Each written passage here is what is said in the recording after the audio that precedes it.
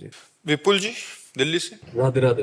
राधे राधे महाराज जी। महाराज जी, मैं दिल्ली पुलिस में कार्यरत हूँ और कई बार ऐसे अपराधियों का सामना होता है जिनके परिवार में वो अकेले कमाने वाले होते हैं और पैसे की कमी की वजह से वो अपराध करता है। नहीं, और उसके परिवार ये दया का पात्र नहीं है, वो दंड का पात्र है। ये उसके सोचने का विषय है, आपके सोचने का विषय केवल अपराधी है।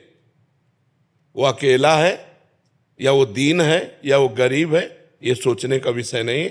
आपके सोचने का विषय केवल आपने जो अपराध किया उस अपराध का दंड देने का, उस अपराध का दंड देने तक पहुंचाने का ये मेरा कर्तव्य है। मैं अपने कर्तव्य का पालन करता हूं। तुम अकेले हो या 100 हो, तुम गरीब हो या धनी हो, इससे कोई तात्पर्य नहीं। उस पर दया नहीं करनी चाहिए। हाँ, इसमें एक गुंजाइश हो सकती है, यदि वो अपराधी आपसे विनय करता है और आपको पक्का समझ में आता है कि अपराध तो बन गया इससे, लेकिन आपराधिक प्रवृत्ति नहीं है इसकी। कभी कभी ऐसे भी लोग होते हैं जिनकी आपराधिक प्रवृत्ति ना होने पर तात्कालिक संयोग से अपराध बन जाता है, वो समझ में आ जाता है। तो हमको उनको बख्शने की तो बात नहीं कह सकते, क्योंकि कानून के लिए न्यायालय है। डीआईजी अखिलेश कुमार जी। राधे राधे महाराज जी। महाराज जी, आपके चरणों में कोटि कोटि प्रणाम। महाराज जी, आपका सत्संग सुनकर जीवन में भगवत प्राप्ति की इच्छा जागृत हुई है। आपके वचनों के अनुसरण करने में जीवन में सुधार किया है और नाम जप भी करता हूँ। महाराज जी, प्रश्न यह है कि आप व अन्य सिद्ध संतों जिन्होंने भगवत दर्शन किए हैं, महाराज जी कृपया करके उनका मतलब भगवान का रूप का वर्णन करें ताकि भगवत प्राप्ति और जल्दी हो सके। भगवान और भगवान का रूप अनिर्वचनीय है। भगवान पांच भौतिक देहधारी नहीं है, चिदानंद में है। चिदानंद पांच भौतिक वाणी के द्वारा वर्णन नहीं हो सकता। हरिवंश महाप्रभु वर्णन करते हैं श्री जी का रूप। देखो माई सुंदरता की सीमा, ब्रज नव तरुणी कदम्ब नागरी, निरखी करत अधग्रीवा। देखो माई सुंदरता की सीमा। देखो सखी, माई माने सखी होता है। ए सखी देखो मेरी राधा किशोरी कितनी सुंदर है। अभी आपको समझाएंगे। ब्रज की जितनी सुंदरियां हैं, एक जो ब्रज सुंदरी है वो इतनी सुंदर है, लक्ष्मी कोटि विलक्ष लक्षण लसन लीला किशोरी सतई, राधाध्यम ब्रज मंडलेत मधुरम राधा विदानम परम। करोड़ लक्ष्मी मूर्छित हो जाए ऐसी ब्रज सुंदरी है। और ऐसी ब्रज सुंदरियां हमारी श्री जी को देखकर ग्रीवा झुका लेती है।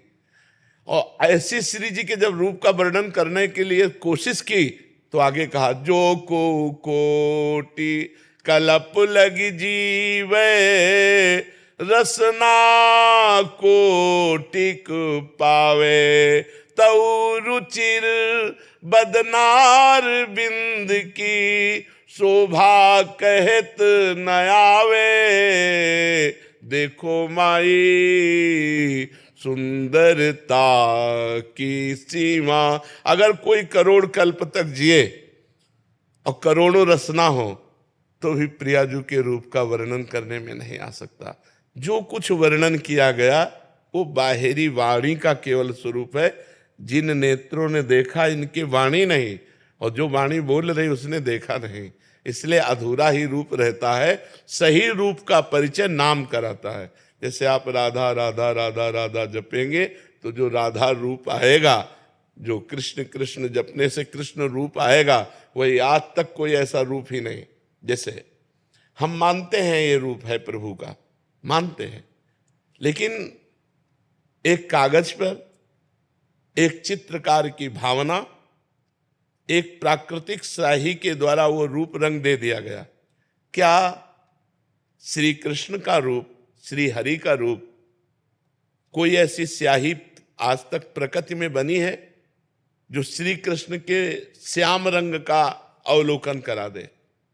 सच्चिदानंद रूपाय, भगवान कैसे? सच्चिदानंद। और ये रंग कैसा है? प्राकृतिक। तो सच्चित आनंद का प्राकृतिक रंग हो ही नहीं सकता। प्राकृतिक चित्र की कल्पना करके जिसने चित्र लिखा उसने भगवत साक्षात्कार नहीं किया। वो एक भावना करता है। कैसी भावना करता है? भगवान मोर मुकुट बरहा पीडम, मोर मुकुट धारण किए, नटवर वपुहु कर्णयो कर्णिकारम, कर्णकार के पुष्प कानों में खोसे हुए, ललित त्रिभंगे, अधरों पर मुरली है, सर पर मोर मुकुट है। वो अपनी भावना में बनाता चला जा रहा है, लेकिन उसने देखा नहीं है जो श्याम की श्यामता, ऐसी कोई स्याही ही नहीं पैदा हुई। जो श्याम रंग चिदानंद रंग की, भगवान के नेत्र कैसे? बोले कमल जैसे, अरविंदाक्ष। भगवान को कहा गया अरविंद भगवान नेत्र। अब क्या कमल देखने से भगवान के नेत्रों को? एक बार जिसने भगवान के नेत्र देखा तो मोहन बस गए मेरे मन में, लोक लाज कुल कान छूट गई या की नेह लगन में। मोहन बिक गए, जिन्होंने देखा बड़े बड़े परमहंस बिक गए, जो रूप रस गंध शब्द स्पर्श विजयी महात्मा वो बिक गए ऐसे भगवान का। तो कमल देखने से क्या भगवान के नेत्रों को देख लिया? नहीं देखा। भगवान के रंग की बात आती है, बोले केकी कंठाभ नीलम, जैसे मोर के गले की नीलिमा, ऐसे तो क्या भगवान को देख लिया? तो भगवान का रूप अनिर्वचनीय है। जहां कुछ वर्णन किया गया है वो बाहरी रूप है, आंतरिक तो जब हम स्वयं अनुभव करेंगे तभी वो आएगा। इसलिए हमें चाहिए कि भगवान के नाम पर हम ध्यान दें, भगवान के नाम का ध्यान करें। भगवान के नाम का रूप तो देखिए, रूप नाम आधीना, वो नाम आपके सामने जो झांकी प्रकट करेगा बस वो स्थायी होगा। इसलिए चिर स्थायी चिदानंद रूप देखने के लिए खूब नाम जप करो, नाम महिमा। और शास्त्रों में भगवान की लीलाएं वर्णन की गई, उनको खूब पढ़ो, ध्यान से सुनो, तो हमारी भगवान की कृपा से भगवान में रति हो जाएगी। अब जैसे अपने जो मानस पटल पर, तो जैसे आप अपना बैंक बैलेंस किसी के सामने नहीं रखेंगे, अगर है नहीं तो फर्राटे मान के 10-20 हजार की गड्डी निकालने की कोशिश करेंगे। लेकिन यदि आप अरबपति खरबपति हैं तो आप कोशिश करेंगे कि 2 रुपया 5 रुपया वाली कोई जाने ना कि करोड़पति है। तो जो रूप हमारे मानस पटल पर है, जिसकी आराधना करके हम जीवित हैं, वो हमारी सामर्थ्य नहीं कि हम आपको बता सके। और जो रूप पढ़ा है, जो रूप देखने को बाहर आ रहा है, हमारी श्रद्धा है पर पूर्णता नहीं है। आप सब हमारी बात को समझना, श्रद्धा है पर पूर्णता नहीं है। और जहां पूर्णता है वहां हम गला काटने पर भी नहीं बता सकते, क्योंकि वो हमारा जीवन है, वो हमारा जीवन धन है। गा सकते हैं, पढ़ी लिखी बात बता सकते हैं, लेकिन निज धन की बात नहीं बता सकते। हेले हाँ, उस तक पहुंचने की बात आपको बता देंगे कि आप राधा राधा रटो, उसी से सब प्रकाशित हो जाएगा।